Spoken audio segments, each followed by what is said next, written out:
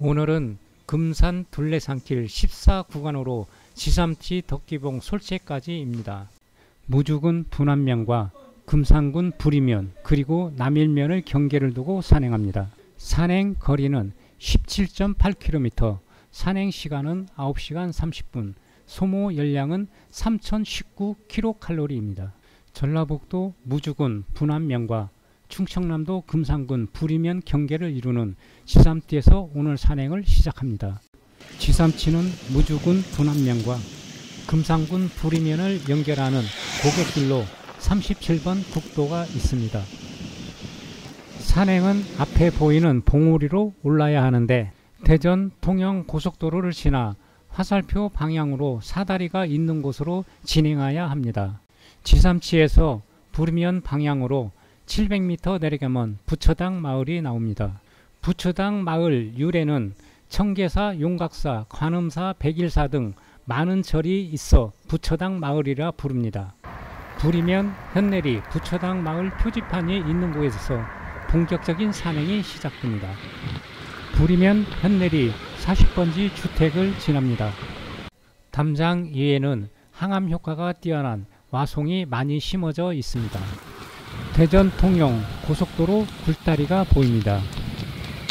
깜깜한 굴다리를 지나 좌측 펜스를 따라 사다리가 있는 곳까지 진행합니다. 오늘 산행은 찔레꽃 넝쿨, 멍게가시 넝쿨, 산초가시 등 인적이 전혀 없는 무수한 숲길을 헤쳐가는 금산 둘레길 중 가장 안명 높은 곳입니다. 사다리가 있는 곳이 금산 군계이며 이곳부터 가파른 오르막길이 시작됩니다.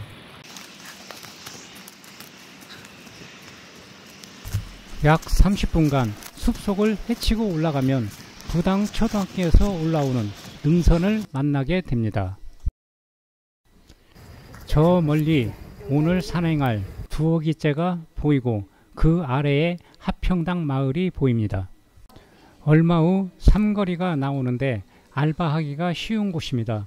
우측으로 진행한 곳에 시그널을 걸어 놓았습니다. 곳곳에는 멧돼지가 목욕을 즐기고 간 이런 웅덩이가 많습니다. 지도상으로 421봉에는 인삼밭을 한 흔적이 있네요. 저 멀리 우뚝 솟아 있는 수로봉이 보입니다. 숲이 우거져서 도저히 진행할 수 없어 문화원장님이 낫으로 길을 만들면서 진행합니다.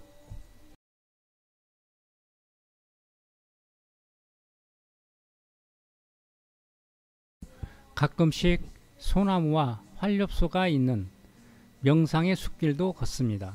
수로봉입니다. 수로봉을 오르는 길은 매우 가파르군요. 수로봉은 남봉과 북봉으로 나눠집니다. 수로봉 삼거리가 나오고 남봉은 좌측으로 오르고 다시 이곳으로 내려와 북봉을 향합니다. 수로봉은 금산군 부리면 현내리와 무주군 분안면 가당리 사이에 있으며 독수리가 많이 살고 있어 수리봉 또는 수로봉이라고 합니다. 수로봉 남봉에서 내려와 다시 북봉으로 향합니다. 수로봉 남봉은 분안면 가당리에 속하고 북봉은 가당리와 현내리의 경계입니다. 수로봉에서 내려가는 길은 상당히 가파릅니다.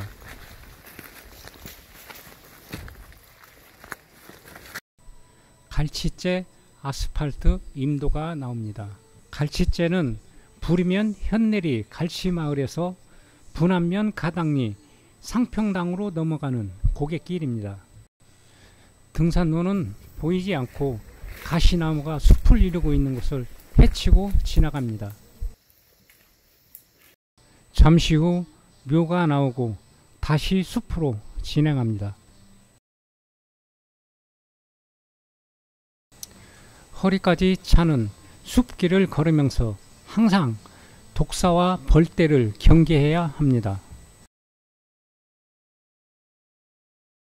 노고제에 거의 다 왔습니다. 임도를 버리고 좌측으로 진행해야 합니다. 알바를 할 만한 곳에는 금산 둘레바퀴 시그널을 걸어 놓았으니 잘 확인하세요. 노고재가 보이는군요. 노고재는 불이면 불이리에서 분안면 상평당으로 넘는 고갯길입니다. 임도 따라 진행하다 화살표 방향으로 진행하면 됩니다. 화살표가 있는 곳에서 능선 따라 진행하면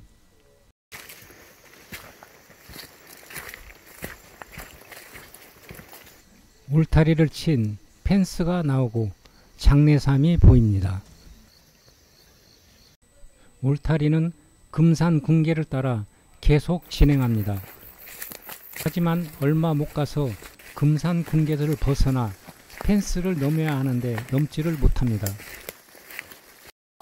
다행히 쓰러진 나무가 울타리를 넘어뜨려 그곳으로 진행합니다.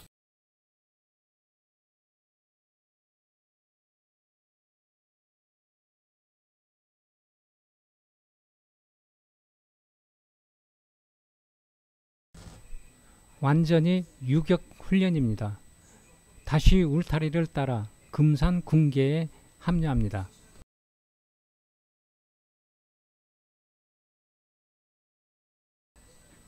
(43번) 송전탑이 나옵니다. 다시 사람 키보다 큰 풀밭이 나오고 넝쿨 가시가 온몸을 핥히며 진행합니다.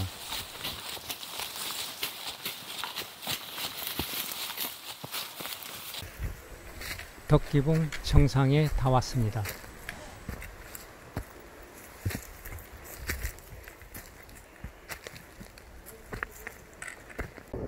진학산을 품고 있는 남일면은 상동리 음대부 초현리가 궁산에서 발원한 봉양천의 물길 따라 그림 같은 들녘이 모두 눈에 들어옵니다. 문화원장님 안녕하세요. 예, 안녕하세요. 네, 금산 둘레바퀴 산행하시느라고 고생이 많습니다. 아유, 감사합니다. 네, 이 덕기봉이 여러 가지 이름이 있는데 이 덕기봉에 대한 그 유래를 설명 좀 해주시겠어요? 예. 이곳은 덕기봉입니다. 542m 높이를 자랑하고 있고 금산군 남일면과 금산군 불이면, 왼쪽으로는 전라북도 무주군 분안면과 연계되어 있습니다. 덕기봉은 어당산이라고도 하고 마산이라고도 하고 투리봉이라고도 합니다. 덕기봉 아래의 물은 덕은해를 이루고 덕천이라는 마을을 이루고 있습니다. 덕기봉에서 가파르게 한참을 내려갑니다.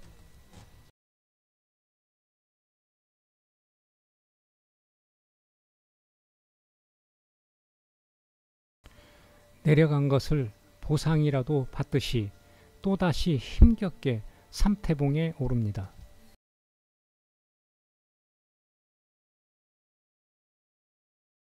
삼태봉에는 삼각점이 있습니다. 삼태봉은 홍도리와 덕천리 그리고 무주군 가당리에 걸쳐있는 산으로 산의 형국이 세 개의 산줄기가 포근하게 감싸고 있어 삼태봉이라고 합니다. 558.6m입니다. 봉 삼거리에서 좌측으로 진행해야 합니다.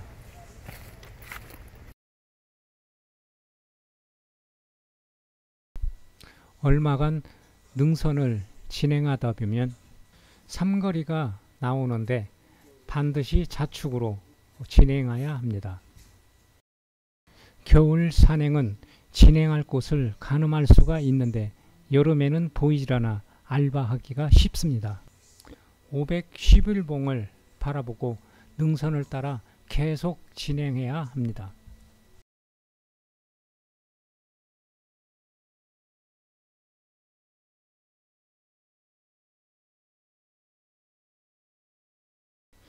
등산로를 따라 진행하다 보면 갑자기 우측으로 등산로가 전혀 없는 곳으로 진행해야 합니다. 시그널을 잘 확인하세요.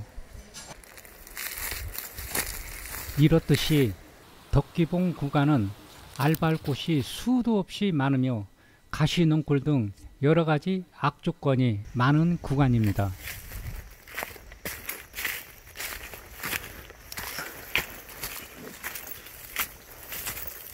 뒤돌아본 삼태봉의 모습입니다.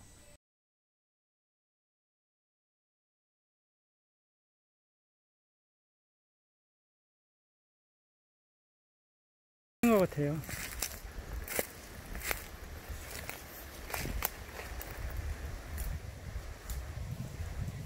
해평길씨 묘를 지납니다.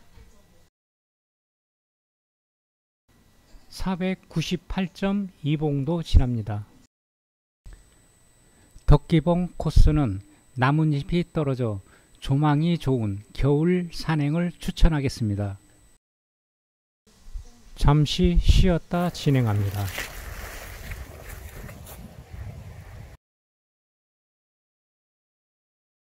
34번 송전탑이 나옵니다.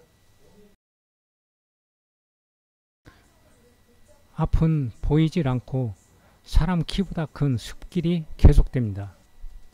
511봉이 가까이 보입니다. 11봉 삼거리에서 두어기째로 진행합니다. 홍도리에서 올라오는 두어기골이 상당히 깊어 보입니다. 두어기째는 장대산 북쪽 홍도 저수지에서 두어기째로 뻗은 골짜기로 덕기째가 두어기째로 변한 것입니다. 초연리가 두어기골 깊은 골짜기 사이로 보입니다. 그리고 삼태봉에서 지나온 능선이 모두 보입니다. 두어기째 봉우리에 올라서면 삼거리에서 좌측으로 진행합니다.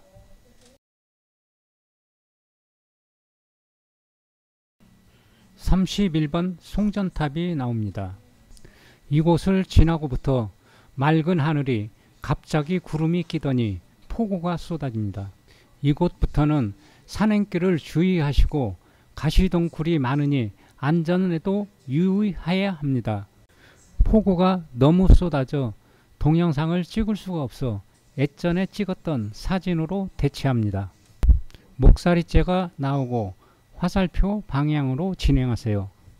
목사리째는 원동에서 무주군 분안면으로 넘어가는 목사리째로 뻗어 있는 긴 골짜기 전체를 목사리골이라고 합니다.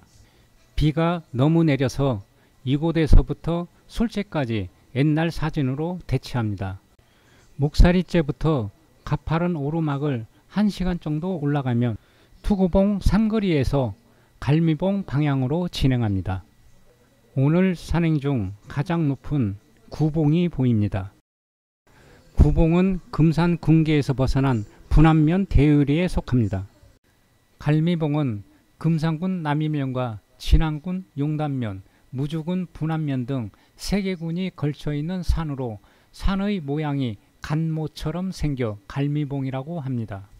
성덕봉 정자가 그림같이 보여 저곳에서 신선이 되고 싶었는데 막상 성덕봉에 와보니 관리 소홀로 곧 무너질 것만 같습니다. 용담면 송풍리와 용담댐이 보입니다. 무주 404 삼각점이 있는 깃대봉에 도착합니다.